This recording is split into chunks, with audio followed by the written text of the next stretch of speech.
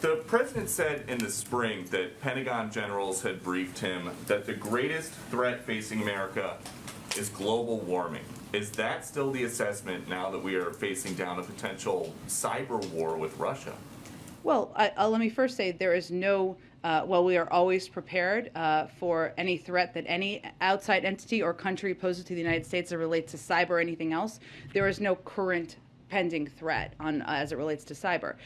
In terms of the threats you're touching on, that was a briefing from the military, so I'd point you to them. And so, as far as anybody watching who's seen the coverage, it's very, at times, distressing images of Russian military movements. The number one threat facing the country right now remains global warming. Well, Peter, I think it's important, as we're all educating the public here, to convey and reiterate the president has no intention of sending U.S. troops into Ukraine to fight in Ukraine. What we are doing is we are abiding by our obligations to our NATO allies and partners to ensure that they have the support and the resources that they need. And that is our right and our obligation as the United States. Okay, and why do you guys think that sanctions are going to stop Putin if his goal ultimately is to redraw the map so it looks like it did 70 or 80 years ago? What sanction is going to stop him from doing that? Well, I think just to kind of reiterate maybe something you touched on there, for anyone who watched his speech last night, what he made clear in that speech is that he doesn't even necessarily or doesn't recognize the independence of Ukraine as a country. And that certainly gives us an indication of where his intentions are at this point in time.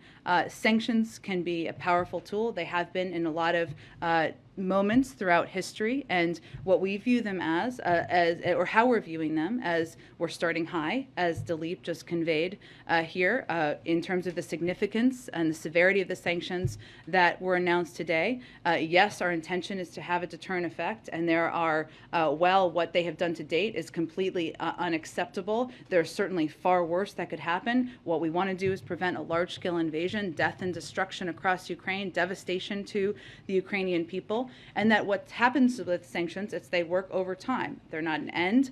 They're not intended to max out at the beginning. They're long-lasting and sustainable, and they're intended to squeeze. But if you look at what is happening now, what President Putin has stated as his intention is he wants to divide NATO. The opposite of that has happened, Peter. He also wanted to a geopolitical project, Nord Stream 2, to go forward. That has not happened. He wants to make sure there is a vibrant economy for the Russian people. They're not on that track. So his intentions and his objectives are not playing out. But so I guess to follow up on that, the president said before he got here that Putin knows if I am president of the United States, his days of tyranny and trying to intimidate the United States and those in Eastern Europe are over. It's 2.5 years later.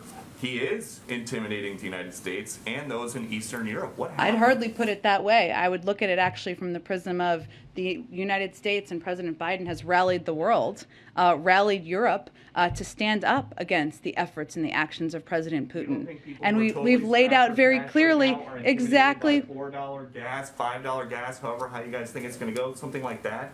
Is not intimidating. You asked me if we were intimidated by President Putin, and I think the evidence of that doesn't exist.